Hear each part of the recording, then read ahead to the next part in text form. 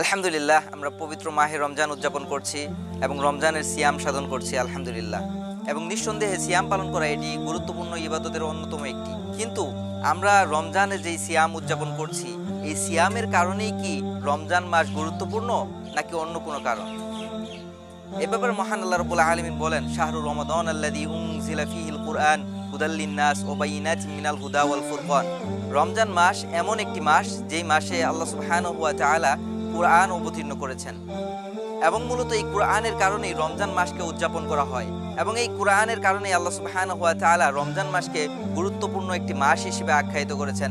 এবং রাসূল সাল্লাল্লাহু আলাইহি ওয়াসাল্লাম হাদিসে এই মাসের ব্যাপারে বলেছেন যে এই মাস হচ্ছে এমন একটি মাস যেই মাসে যে ব্যক্তি সিয়াম সাধন করবে, মান সামা রমাদান ঈমানান ওয়া ইহতিসাবান গুফিরা লাহু মা তাকদ্দামা মিন যামবি, তার অতীত জীবনের গুনাহ আল্লাহ তাআলা ক্ষমা করে দিবেন। এবং রাসূল সাল্লাল্লাহু আলাইহি ওয়াসাল্লাম বলেছেন, মান কামা রমাদান ঈমানান ওয়া ইহতিসাবান গুফিরা লাহু মা তাকদ্দামা মিন যামবি, রমজান মাসে যে ব্যক্তি কিয়াম করবে, সালাতুল লাইল আদায় করবে, আল্লাহ সুবহানাহু ওয়া তাআলা তার অতীত জীবনের গুনাহ ক্ষমা করে দিবেন।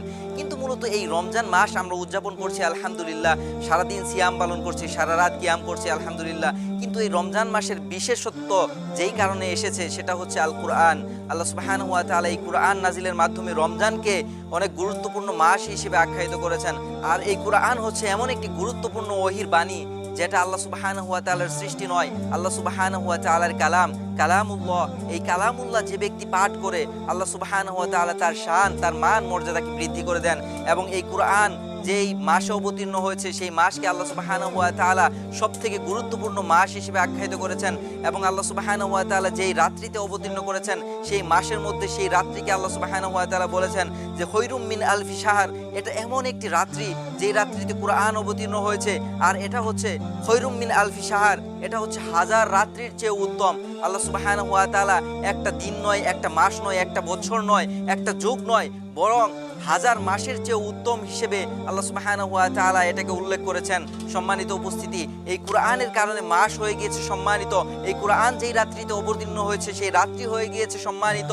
এই জন্য এই কুরআন যারা শিখে এবং এই কুরআনের সংস্পর্শে যারা আসে, আল্লাহ সুবহানাহু ওয়া তাআলা তাদের শান, তাদের মান মর্যাদাকে উন্নত করে দেন। এজন্য এই কুরআন যারা শিখে এবং যারা শিখায় উভয়কে রাসূল সাল্লাল্লাহু আলাইহি ওয়াসাল্লাম হাদিসের ভাষায় বলেছেন, খৈরুকুম মান তাআল্লামাল কুরআন ওয়া আল্লামা, যে ব্যক্তি কুরআন শিখে এবং যে শিখায় উভয়ই হচ্ছে মানুষদের মধ্যে সর্বশ্রেষ্ঠ মানুষ।